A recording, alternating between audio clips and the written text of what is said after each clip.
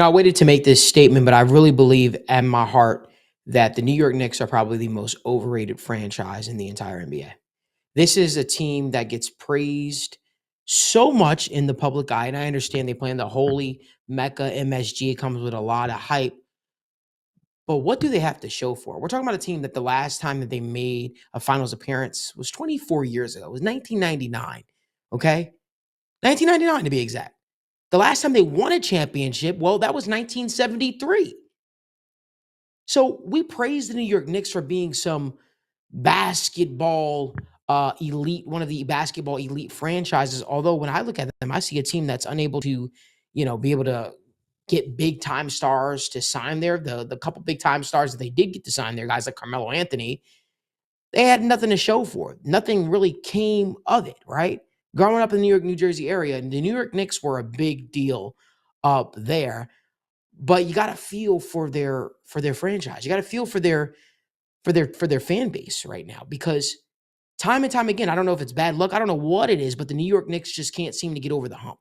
When I look at it, man, it brings me to Tom Thibodeau, right? Tom Thibodeau is a great coach. He's a guy that gets the most out of his players, but he's also a guy that destroys his players due to the high usage minutes and not using his bench properly. You even think about the simple fact that he had a guy like Isaiah Hartenstein sitting on his bench all this time, never gave him a real look or real opportunity until the injury that came of Mitchell Robinson. When Isaiah Hartenstein got the opportunity, he proved what he could do. He had solid contributors, guys that can contribute to this New York Knicks basketball team, guys like Deuce McBride, who continuously sat on the bench, and we never got to see what they were capable of until it was too late.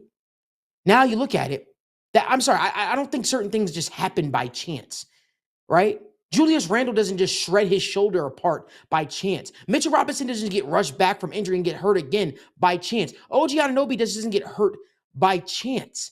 Jalen Brunson doesn't get bruised up, beaten, pulverized night in and night out by chance. Had to leave game 7 against the Pacers with a fractured hand by chance. Those things just don't happen. Those things just don't happen. It's been one of the Achilles heel of a guy like Tom Thibodeau because he doesn't know when to pull his starters. You can even point to game 4 when the game was out of hand. Didn't pull his starters. There was no need for those guys to stay in the game. So time and time again, you could look at it and you could say, yeah, Tom Thibodeau believes in his guys, but he also fails to realize there's a whole bench, there's a whole group that you could rely on. Like, listen, you're the coach of the New York Knicks. I understand Josh Hart wants to be out there for his team. I understand Josh Hart wants to prove to his team that, hey, I'm reliable. But guess what? Where did that reliability get him down the stretch?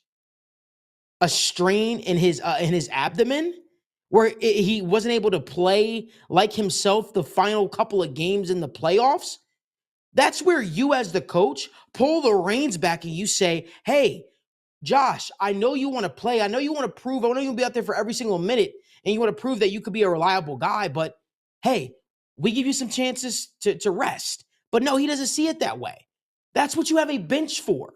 It is your job as the coach to make sure that you have, a good bench, right? That is reliable, and they have enough minutes out there to where when moments happen like this, when starters go down with injuries, they do not miss a beat. And if they do miss a beat, it isn't a huge one. So when I look at what happened with the New York Knicks and the absolute collapse that they faced against the Pacers, shout out to the Pacers too, by the way. Great basketball team, but this ain't about them for a second. I'm talking strictly about the New York Knicks. This is a team that the way they played all year, man, it was good until it wasn't, I would say. And I think I'm blaming a lot of it on Tom Thibodeau and his in-game management on the player usage and the minutes. I'm blaming him on it because I think that had you been less negligent about it, I think that you guys probably would be advancing off to face the Boston Celtics, but you're not. And again, does that mean the New York Knicks move on from a guy like Tom Thibodeau? I have no idea. I don't have the answer to that. This is a guy, Tom Thibodeau, who's 38 and 47 in his playoff record. So I don't have the answer to if Tom Thibodeau is the coach for the New York Knicks. All I will say is that what you have shown, what he has shown as the coach is while he might get you, competitive, while you guys might, be perennial playoff contenders, and you guys might live in the playoffs, will you guys be able to get over the hump? Are your guys going to be too beaten down, broken, bruised, and battered by the time the playoff roll around to really make an impact?